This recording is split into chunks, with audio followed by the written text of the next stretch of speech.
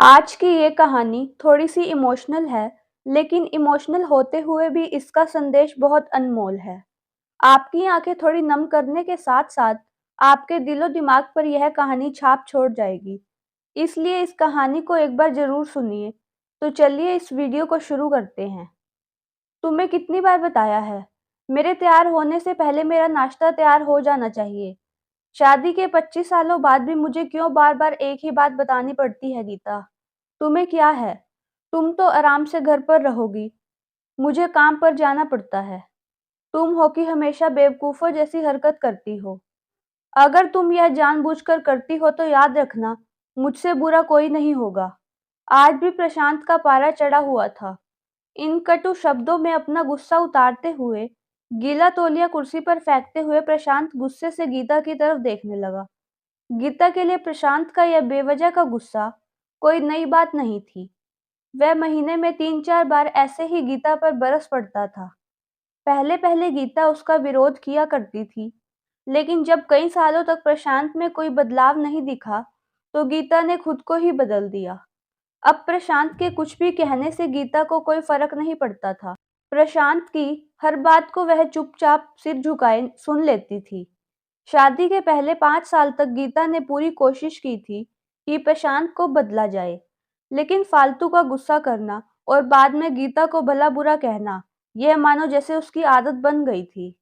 कोई भी वाद-विवाद होता, तो प्रशांत सीधा गीता को बोल देता, "अगर मैं तुम्हें अच्छा नहीं लगता तो क्यों नहीं चली जाती अपने मायके? क्यों रहती हो मेरे साथ?" इतना सब कुछ होने के बावजूद गीता प्रशांत के साथ रहती थी, क्योंकि उसे अपनी बेटी की फ़िक्र थी और वह जाती भी तो कहाँ। अपने बूढ़े हो चुके माँ-बाप को इस उम्र में परेशान करना वह नहीं चाहती थी। समाज और लोग क्या कहेंगे, यह भी तो उसे देखना था। वह इतनी पढ़ी-लिखी भी तो नहीं थी कि खुद जाकर कोई नौकरी कर सके और अपना और अपनी बेटी का पालन-पोषण कर सके। गीता को अब अपनी फ़िक्र नहीं थी। उसको फ़िक्र थी तो बस अपनी शादी लायक हो रही बेटी की। गीता नहीं चाहती थी कि पति-पत्नी के झगड़े की वजह से उसकी बेटी मोना डिस्टर्ब हो। मोना की पढ़ाई पूरी हो चुकी थी। उसके लिए अब शादी के रिश्ते आने लगे थे। कई रिश्तों को मोना ठुकरा चुकी थी। 2-3 महीनों बाद एक अच्छा रिश्ता आया। रिश्तेदारों और पहचान के लोगों ने भी लड़के के बहुत गुणगान किए थे। प्रशांत एक शाम अपनी बेटी के पास बैठकर उसे बताने लगा, "मोना, बहुत अच्छा लड़का है, पढ़ा-लिखा है और बड़ा घर है, बहुत अच्छी नौकरी भी है। ऐसे रिश्ते बार-बार नहीं आते बेटा।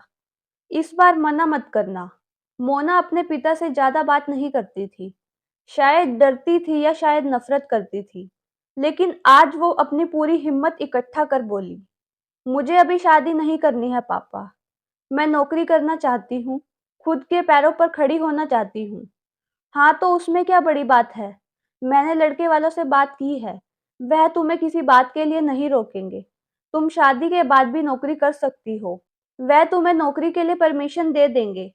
प्रशांत बोला, "मेरा नौकरी करना या ना करना, उनकी परमिशन पर डिपेंड क्यों रहेगा पापा?" मोना ने पूछा। "मैं कह रहा हूँ ना, तुम्हें किसी भी चीज़ की कमी नहीं होगी वहाँ। ऐसे रिश्ते बार-बार नहीं आते। इसे ठुकराओ मत। बहुत खुश रहोगी तुम वहाँ", प्रशांत बोला। "पापा, क्या मैं उतनी ही खुश रहूँगी जितनी मम्मी इस घर में खुश है?" मोना ने तंज कसते हुए कहा। "आज तुम्हारी ज़ुबान कुछ ज़्यादा ही नहीं चल रही?" प्रशांत गुस्से से आँखें बड़ी करते हुए बोला। "पापा, मुझे शादी ही नहीं करनी है, क्योंकि शादी के बाद अगर वह लड़का आपके जैसा निकला तो मैं क्या करूँगी? मुझे आपके जैसा जीवनसाथी नहीं चाहिए, जो बिना बात के मुझ पर चिल्लाए। मुझे कुछ भी अपनी पसंद का लेना हो तो 10 बार सोचना पड़े कि कहीं वह नाराज़ ना हो जाए। मेरी तबीयत कैसी भी हो, उसे परवाह ना हो। रोटी थोड़ी-सी मोटी बन जाए तो घर सर पर उठा ले। उसकी चेकबुक ना मिले तो मेरा ही दोष निकाले और हर छोटी-मोटी बात पर मुझे मायके जाने के लिए कहे।" मोना ने अपने दिल खाली करते हुए पापा से सब कह दिया। प्रशांत का गुस्सा 7वें आसमान पर था, लेकिन उसके मुँह से एक भी शब्द नहीं फूट रहा था। वो मोना की बातें सुन रहा था। मोना इतना ही बोलकर चुप नहीं हुई। आज पहली बार वह अपने पापा के सामने इतना कुछ बोल रही थी। "पापा, आपने माँ के साथ हमेशा गलत व्यवहार किया है। आप अपने ऑफिस का गुस्सा बिना सोचे-समझे माँ पर उतार देते हैं। कभी इस बात की परवाह भी नहीं करती कि उन्हें कैसा लगता होगा। आपकी बातें सुन-सुन माँ ने अपना स्वाभिमान खो दिया। आज प्रशांत पहली बार अपने किए बर्तावों को महसूस कर पा रहा था। वो इतना ही बोल पाया, "जो तुम्हारा मन है वो करो। मैं तो इतना बुरा हूँ ना?" मोना ने प्रशांत का हाथ पकड़ा और बोली, "पापा मुझे सिर्फ एक सवाल का जवाब दे दो। क्या आप चाहेंगे कि मेरा पति आपके जैसा हो? अगर आपका जवाब हाँ है, तो कर दीजिए मेरा रिश्ता आज ही, और ना है, तो मुझे आत्मनिर्भर बनने दीजिए।" प्रशांत कुछ भी न बोल पाया और वहां से चुपचाप बाहर चला गया। आज उसे गीता के सामने जाने में शर्म आ रही थी। चलते-चलते उसकी आंखों से आंसू बह रहे थे। प्रशांत ने आज से अपने आप को बदलने का निश्चय किया।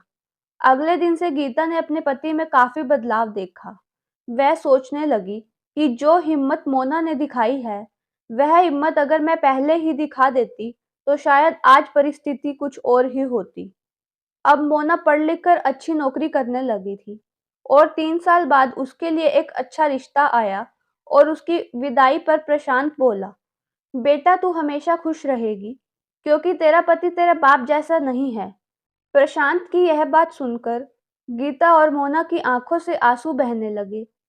दोस्तों, हमारे समाज में औरतों को भले ही देवी का दर्जा दिया जाता है, लेकिन वह स्वतंत्रता नहीं जी जाती जो उन्हें देनी चाहिए। उन्हें बचपन से ही बताया जाता है कि वह पराया धन है।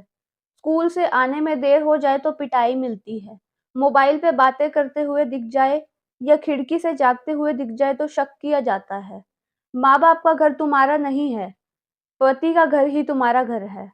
जीवन भर यह बातें बता-बता कर उन्हें ससुराल भेज दिया जाता है और एक दिन किसी छोटे-मोटे झगड़े में ससुराल वालों से उन्हें सुनना पड़ता है कि इस घर को छोड़ दो और मायके चली जाओ। अब आप ही बताओ दोस्तों, ऐसी स्त्रियों का सच्चा घर कौन-सा? आखिरकार वह किस घर को अपना कहें? हमेशा की तरह पूरी कहानी पढ़ने के लिए आपको धन्यवाद। तो दोस्तों, अगर आपको ये वीडियो अच्छी लगी हो, तो प्लीज़ चैनल को लाइक, सब्सक्राइब और शेयर कीजिए। धन्यवाद।